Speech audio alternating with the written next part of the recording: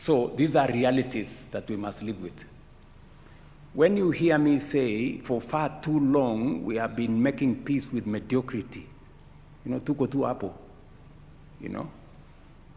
the scale of our ambition, the level of our thinking has been limited. So we need to generate energy. And we have enough energy to generate. In fact, we have 10,000 megawatts potential for geothermal. We have 20,000 in wind. We have more capacity in solar. And we have so many other, including nuclear. So we must take it in that direction. And finally, we must make this country move. Strengthen implementation, follow-through, and align planning and reporting systems so that cooperation, not contest, defines relations between the two levels of government. Most significantly, we have completed the delineation, unbundling, and gazettement of devolved functions, bringing clarity where ambiguity previously created duplication, delay, and institutional friction. Honorable members, even as we recognize this progress, we must remain vigilant and focused. The full promise of devolution is not yet fully realized. The decisive factors before us now is disciplined, transparent, and results-oriented use of resources already entrusted to us. While resources are limited, what we have is sufficient to deliver meaningful change and impact when properly utilized and prioritized and efficiently deployed. The central question, therefore, is not how much we have, but how well we use it. The questions we ask are allocations aligned to citizens' priorities? Are systems efficient? Are safeguards strong enough to prevent loss, waste, and misuse? Those are the questions at the back of citizens and those who have employed us. As leaders closest to the people, you carry both the authority and the responsibility to demand clear answers and enforce accountability. The national government will stand with you in this work. We will strengthen cooperation frameworks, support capacity where it is needed, remove operational bottlenecks, and reinforce systems that improve delivery and transparency. I am aware that you have raised several concerns relating to your welfare as members of the county assemblies, concerns that go directly to the strength of devolution and the effectiveness of service delivery to our people. Before I address some of the concerns and the two gentlemen who have spoken before me, I have had consultations with them. I did ask them to have a conversation with the Prime Cabinet Secretary so that we can address some of the issues that affect county assemblies. But before I do that, I think it's only fair that leaders coming from across Kenya want to know the status of staff in our country. Allow me just to mention 3 or 4 things for good record. Because in the world we live in, there is so much information out there. And there is so much misinformation, disinformation, fake news, and sometimes outright lies. about our country. I have the responsibility as the president of this country to always get the citizens of our nation the correct information, and especially leaders like yourselves who have a responsibility beyond being citizens by being leaders at the grassroots.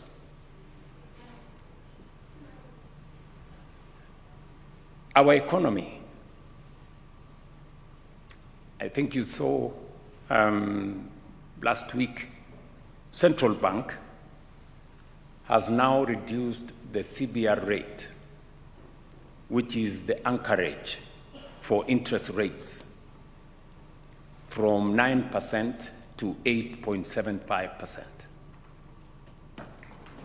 signaling the coming down of interest rates in Kenya.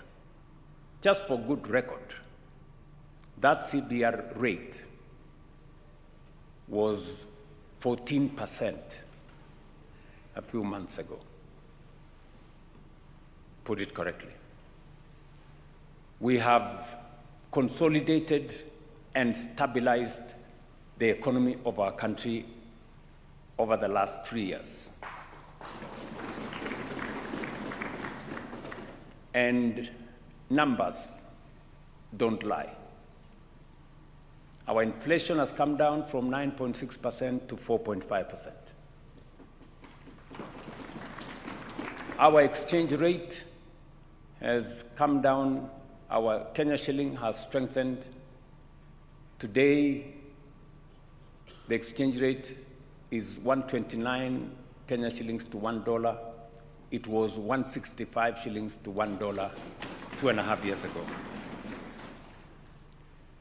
Our foreign exchange reserves have grown, almost doubled. In 2022, our foreign exchange reserves were $5.7 billion. Today, it is $12.3 billion. If you are an exporter, you used to request for dollars and wait for weeks and months because we didn't have enough foreign exchange.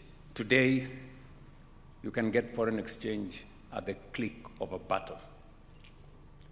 That is how we have consolidated our economy. And I can confidently tell you as leaders from the grassroots that our economy is now stable and we are on the takeoff. In fact, IMF, about 2 or 3 months ago, released a report that said Kenya had now overtaken Angola and Ethiopia, and we are now the 6th largest economy in our continent. And I want to promise you we are making progress. It's not easy. Some tough decisions have had to be made, but the risk of Kenya defaulting on its foreign obligations is now well behind us. I know to a good extent agriculture is devolved. It was part of my commitment to the people of Kenya and a necessary imperative for us as a nation that we reorganize our agriculture and change the trajectory from consumption subsidies to production support. Today, whether it is maize, whether it is tea, whether it is coffee, our production has gone up because of the interventions we have made. And slowly but surely, we are reducing imports. We have reduced imports of maize, we have reduced imports of sugar, we have reduced imports of rice, because we have chosen the deliberate intervention to promote production reduce the cost of farm inputs, and make sure that they are delivered on a digital platform to eliminate corruption and pilferage.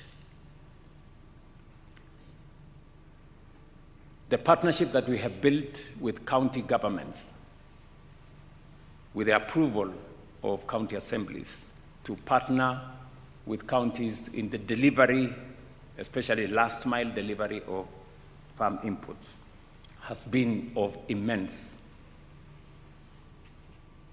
use to us as we seek to enhance our productivity, and I must pay gratitude to county assemblies that have supported that exercise. Asanteni sana.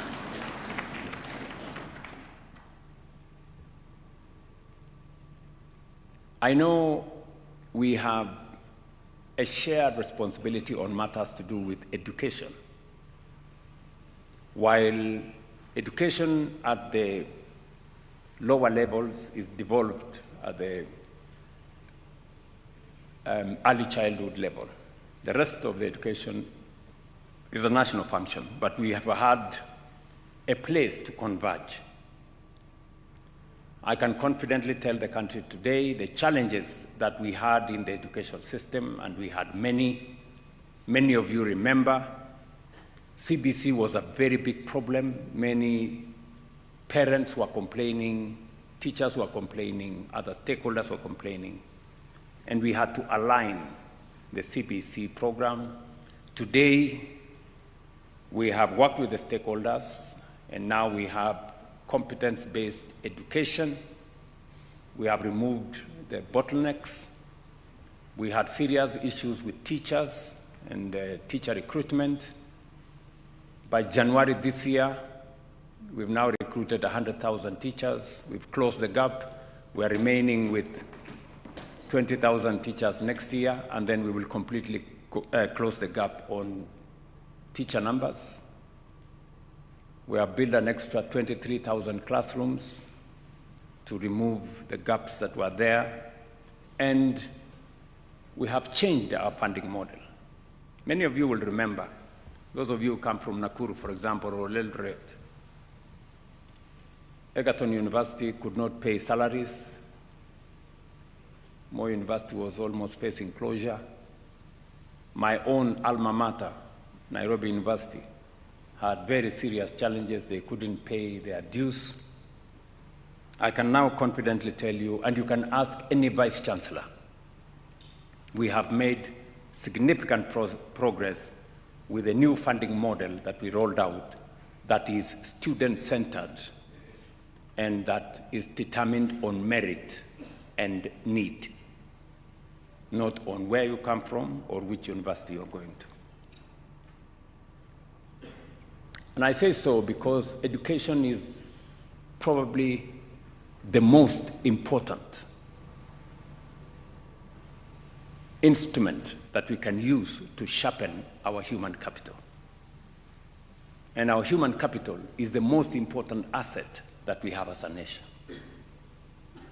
And so it is important that every child in Kenya has access to education, not as a matter of privilege, but as a matter of right.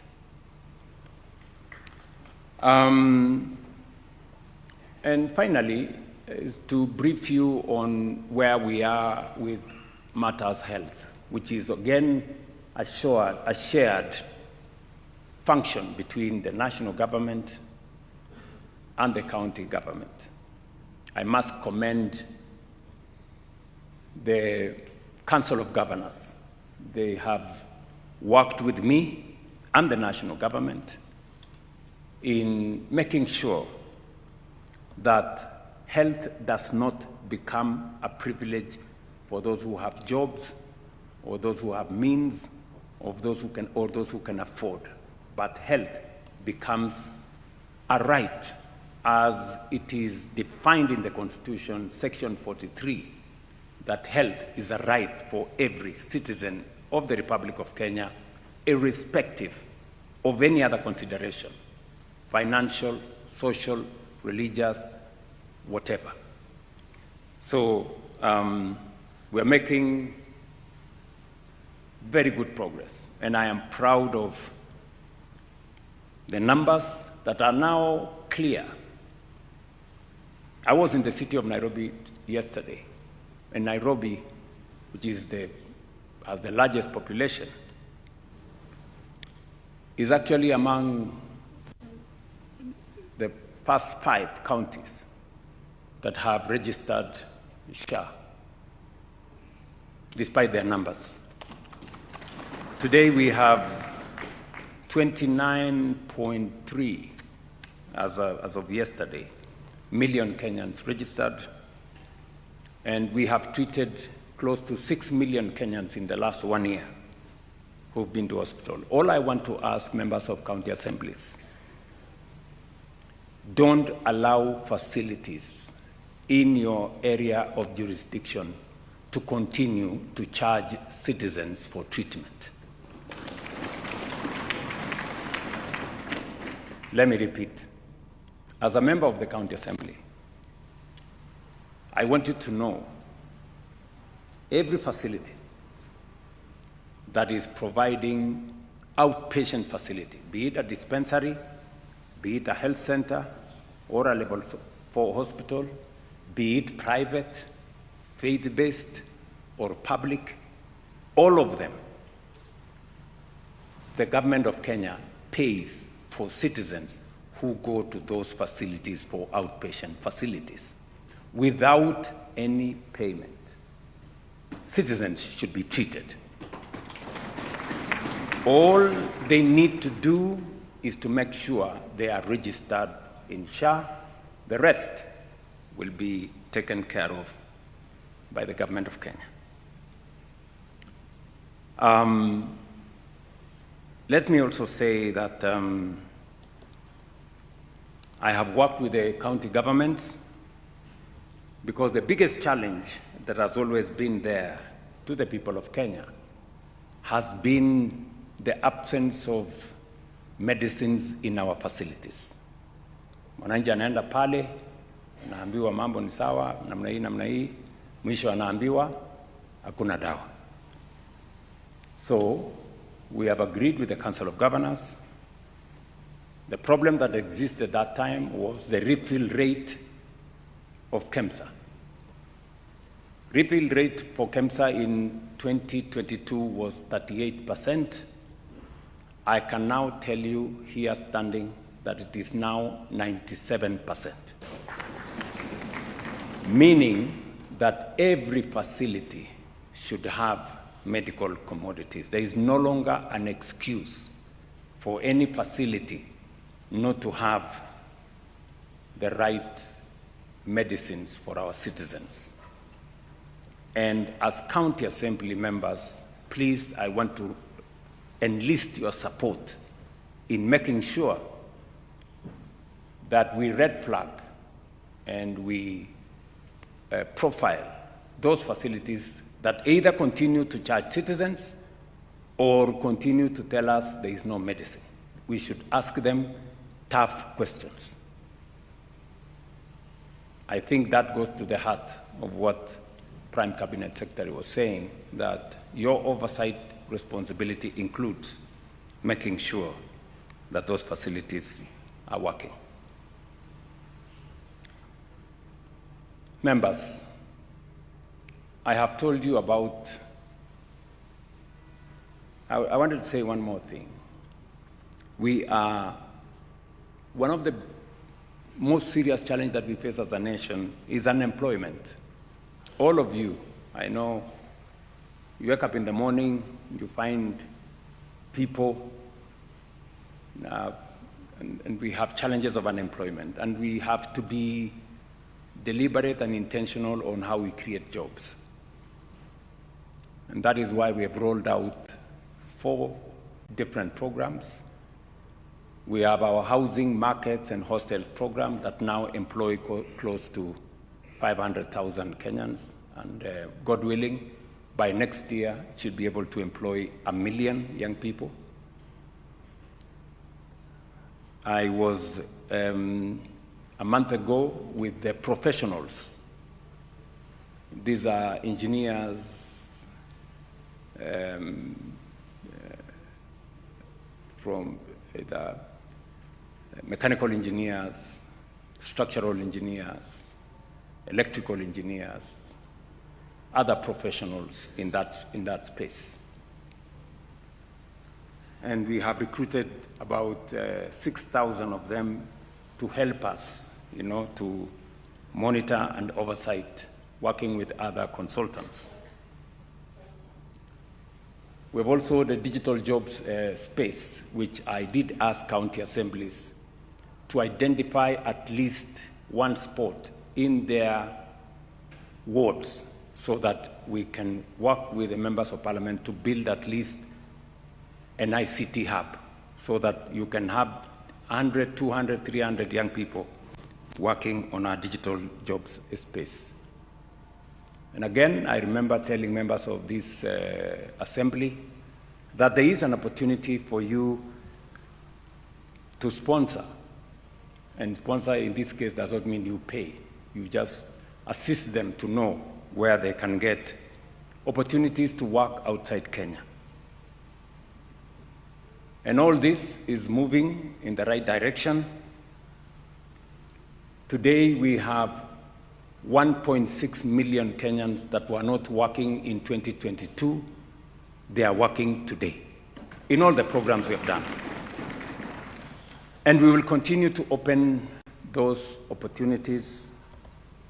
Recently, I was in different parts of the country on the business support that we are extending to our micro, small, and medium enterprises under the Nyota program. I want to ask members here to participate in that program, to mobilize, because we have a phase 2, we have a phase 3, we have a phase 4. So this is an opportunity for you, and we have insisted that beneficiaries must be ward-based. We have said beneficiaries must be from every ward, and we have distributed equally in all wards in Kenya. In the past, such programs would benefit a few people in towns and in places, but we have insisted this time round that because we believe in bottom-up, it must really be at the bottom, and that is at the ward. So these are some of the interventions that I want to ask that you participate. As I have said, all these programs are not programs tailored for political reasons. None of the young people participating is asked whether they support what political party or what religion or all these other considerations. So finally,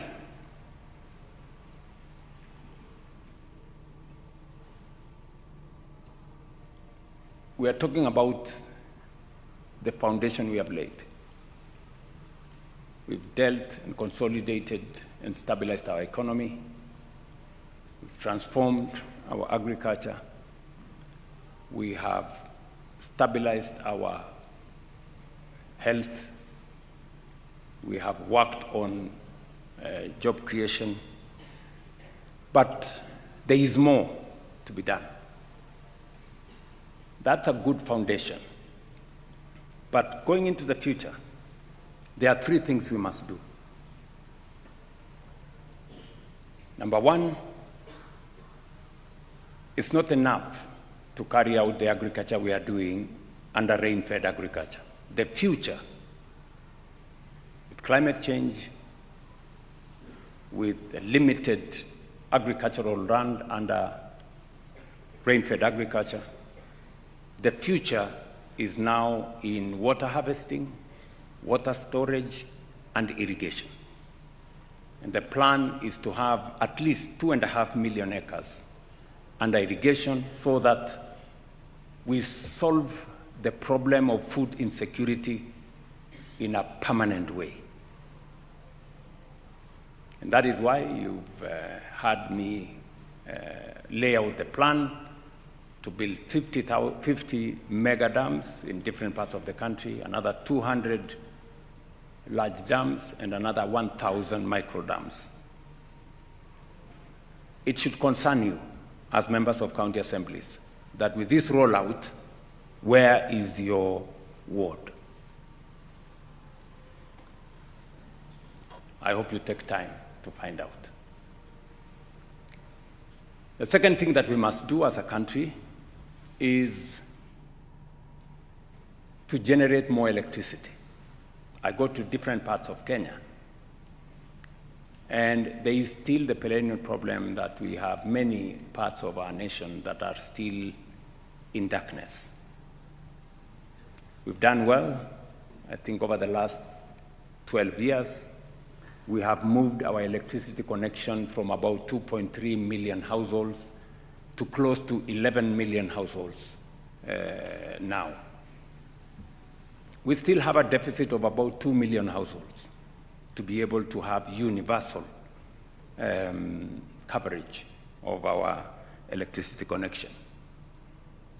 But more importantly, the future is in technology. The future is in manufacturing. And energy is the engine that drives innovation, technology, and industrialization and manufacturing. I will give you an example. When I was invited by President Biden and we signed some agreements with the United States, one of the agreements we signed was on data centers between Kenya, Microsoft, and a company called G42 from the UAE. And I was very happy that finally we will have a data center in Kenya powered by our renewable energy, so the world would have its first green data center.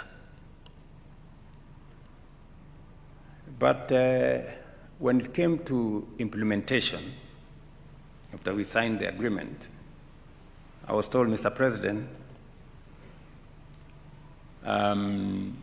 one data center will need like 1,000 megawatts. Do you know how many megawatts we have in Kenya? 3,000. For the whole country. So one data center required, it means we will have to shut down a third of the country to have this one data center.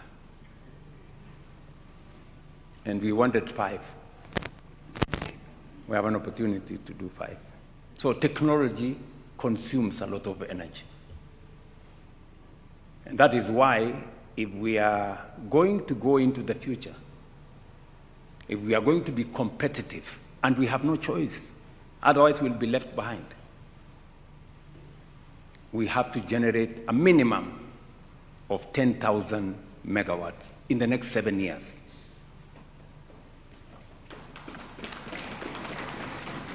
It's going to cost us something like 1.5 trillion.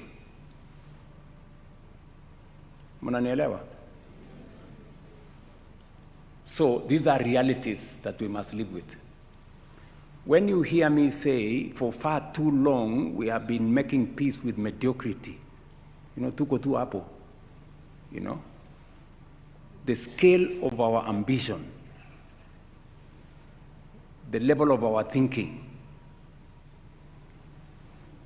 has been limited. So we need to generate energy. And we have enough energy to generate. In fact, we have 10,000 megawatts potential for geothermal. We have 20,000 in wind. We have more capacity in solar. And we have so many other, including nuclear. So we must take it in that direction. And finally, we must make this country move. Transport, logistics,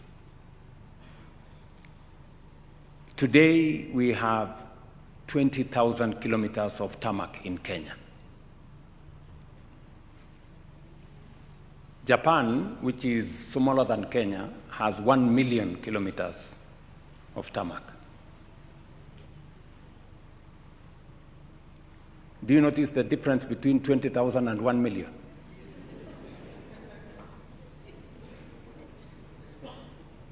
Right? That is why whenever you have a meeting everywhere in Kenya, you are told, barabara yetu ni mbaya. Barabara yetu ni mbaya. So it's correct.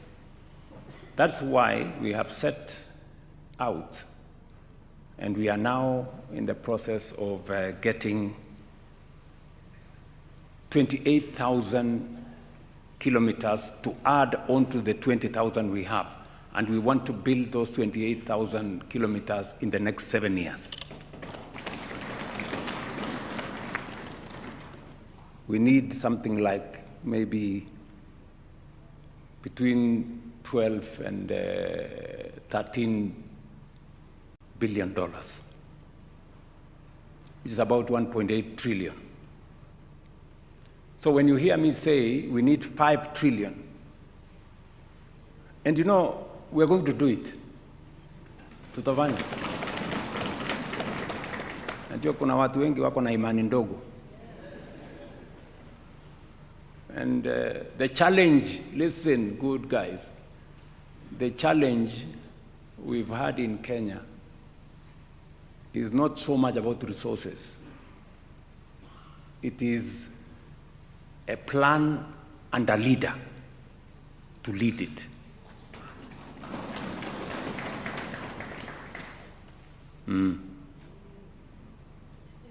Si tulisema tunafanya affordable housing. Leo kandarasi ya affordable housing na markets na hostels ni 650 billion. How much? 650 billion. Na sio pesa ya kukopa, na sio pesa ya kuomba.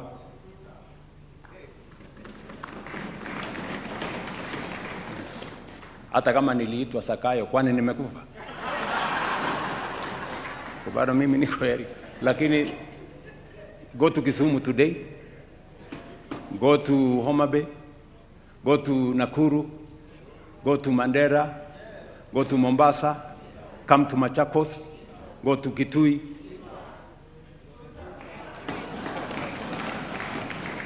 So, listen, I'm talking to you as leaders.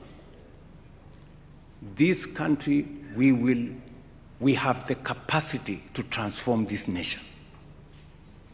We have what it takes. We've been discussing housing for how many years? National Housing Corporation was registered 60 years ago. Mnanielewa? So, we can transform our nation. If you doubted the capacity of Kenya, today, the skyline of Kenya, we're building 240,000 housing units. We are building 400 markets. We are building hostels for 180,000 students using our own resources. Yeah? Let me give you another example, because I know sometimes some people think what we are saying is not possible. Ndio unasikia anasema hii ni uongo, hii haiwezekani, because of their capacity to think iko chini. Iko wapi uongo kwa mambo ya housing? Iko uongo hapo kwa housing? Iko ama hakuna? Markets iko ama hakuna? Hostels iko ama hakuna? Yeah? So, let me give you another example. And I like it that you guys are insisting that you want a pension. Yes. In other words, you believe that savings is the right thing to do. Because for you to have a pension, you must save. Sindio? That's how pension is achieved. Let me give you an example of our national pension. Forget sasa individual, the national pension. Up to 2023,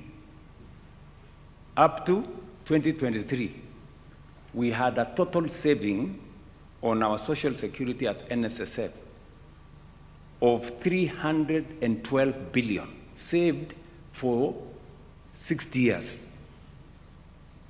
But in the last 2 years, because I insisted that we cannot continue the way we are saving, let us look for the best practice globally. What is the world doing? You know, we cannot continue to say, oh, this is us, or, you know, we have to do it this way. Since we changed the contribution metrics, which we changed in 2023 with a lot of difficulty, today, our pensions have grown from 312 billion. In just 2 years, we are now at 670 billion. We have doubled what we saved in 60 years. We have doubled it in 2 years. By next year, we will have 1 trillion shillings in 2027. We'll have 1 trillion shillings in our NSSF. Do you guys know what that means? Explain to me, if we go the way we are going, what will happen in 5 years? What will happen in 10 years? You know?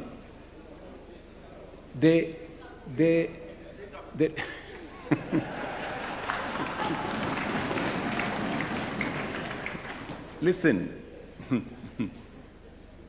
the reason why we roam capitals of other countries to go borrow money is because we have refused to save our own money. The money we are going to borrow from China is the savings of the Chinese people. Their saving is 55% of their GDP. Our saving is 12% of our GDP. That's the difference. So we go borrow from the Chinese, tunakuja tunafanyia kazi hapa, halafu we have to pay with interest.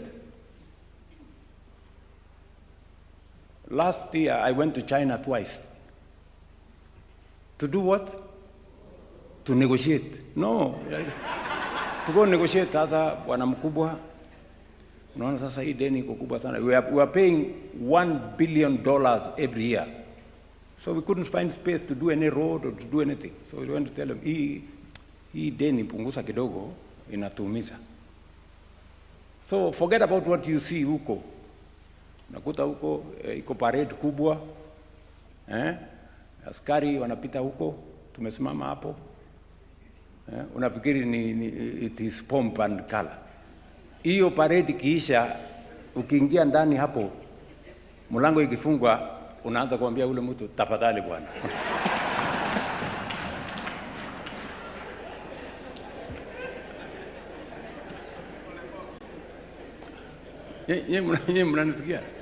Why would you subject your president who doing those things when we can save our own money? Look, I must tell you this because you're leaders in Kenya. Uganda, which is half our economy, has a bigger social security fund than us. Tanzania here, 60% of our economy, has a bigger social security fund than us because they made the right decisions early. Sisi tuko hapo. You know? But I want to promise you, things are going to change. If we continue the same way we are continuing, I am very confident in 10, 15 years, we will not be borrowing any money from any country. We will be using our own resources, and if we need to borrow, we will be borrowing from our own savings to be able to drive our development. But somebody has to take the lead. Na lazima mtu akubali aitwe majina. na lazima mtu akuwe unpopular, lakini we must make the right decisions for Kenya. You people, we are not elected to be popular. We are elected to do the right things for our nation, make the right decisions for Kenya. Ni mnanielewa? Yes. And I promise you, I will make my contribution to this great nation. I had a meeting with the governor of Nairobi, because we need to sort out the city of Nairobi. The city of Nairobi is not just another county. This is the capital city of Kenya. This is the face of Kenya. This is the seat of the Republic of Kenya. Many people who say they have come to Kenya, they have actually come to Nairobi. And that is the impression they carry. If they find takataka all over the place, if they find the place in darkness, if they find the place people being mugged, that is the impression they get of our country. Ama? Yes. So I have a duty, and the law is there to assist the county of Nairobi to make sure that we present the right image of the Republic of Kenya. But you know, many people are obsessed with form instead of substance. Many people are obsessed with titles and positions instead of progress and service to the people. And we must get the right focus. So, good people, I am asking for your partnership for us to change Kenya. It is doable. It is possible. I rest my case. On the remuneration of members of the county assembly.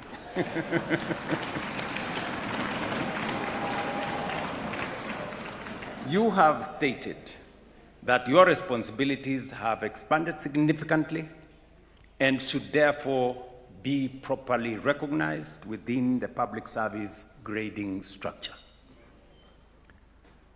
And I did ask the County Assembly Forum to work with the Prime Cabinet Secretary and with the Salaries and Remuneration Commission, which exercise they have undertaken. They have also undertaken the re-evaluation of the Member of County Assembly role and responsibilities, and they have confirmed that it is necessary to upgrade.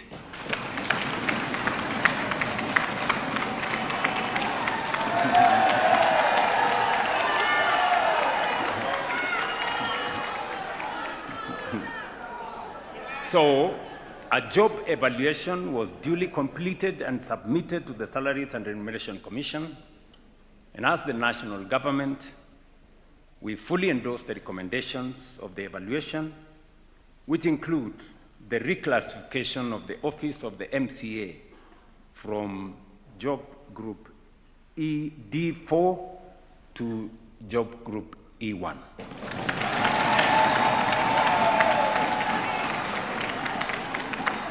That is in recognition of your mandate and workload. And we are going to make the necessary adjustments so that this can be implemented immediately.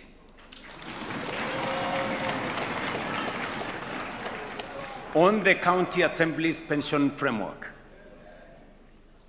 we associate with your position that retirement security is not a discretionary privilege.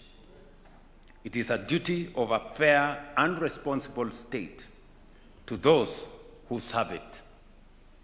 Public service must carry dignity, both in tenure and after service. You see many leaders, when they get out of office, they live very, very badly. And therefore, the issue of pension is something that I have every intention to address. And so there were two outstanding issues that Parliament was grappling with. I have discussed this with the leadership of Parliament, and I want to confirm that the issues are within reach. We will resolve those issues in Parliament, and we will then conclude because already the matters are in Parliament. The only thing I want to ask of you is that, which you already accepted, it must be contributory. The same way members of Parliament contribute 7.5% of their salary, you will contribute 7.5% of your salary. The same way the employer in government, members of Parliament, contributes 7.5%, your employer will also contribute 7.5%. That way, we will have a pension that will support you. I know there is one final issue as to who is the employer of the MCA. That we will solve it out. We'll solve it, and I guess in the next couple of months, we will be able to complete that process in Parliament, and members of County Assembly can be pensioners after 2 terms in office.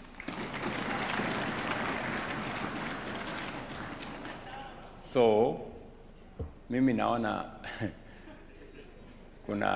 saa zingine naona kuna MCAs wanasema 1 term. Sasa ukiwa na 1 term huwezi pata pension, shauri yako. Na mimi nimeona raia wako chonjo sana. Wakikusikia ukisema 1 term wanasema kwanza tunaanza na wewe 1 term. Kabla tujafikia wale wengine. On the Ward Development Fund, predictable and protected ward-level financing is essential to equitable grassroots development. As the national government, we support the inclusion of the Ward Development Fund within the proposed constitutional amendment framework alongside other protected funds, including the National Government Constituency Fund, National Government Affirmative Action Fund, and the Senate Oversight Fund, so that ward-level development is legally secured and stable. So wakati pitisha sheria ya kutengeneza mambo ya Constituent Development Fund, we will make sure that the one for Ward Development Fund is included. I will again ask the County Assembly Forum to work closely with the Office of the Prime Cabinet Secretary on this matter, so that, because there are certain legal challenges that are going on in court, so that we can navigate the processes and make sure that this becomes a reality.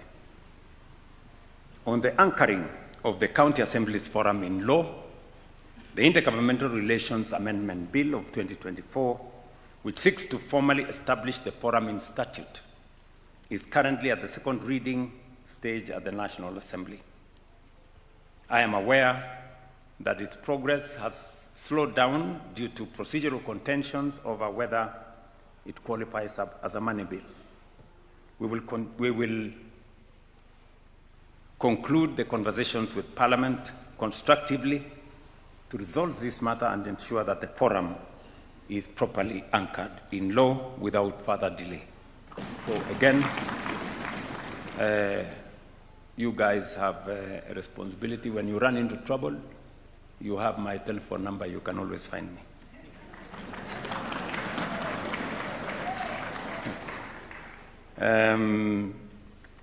I think there was a matter that was mentioned about refund on motor vehicle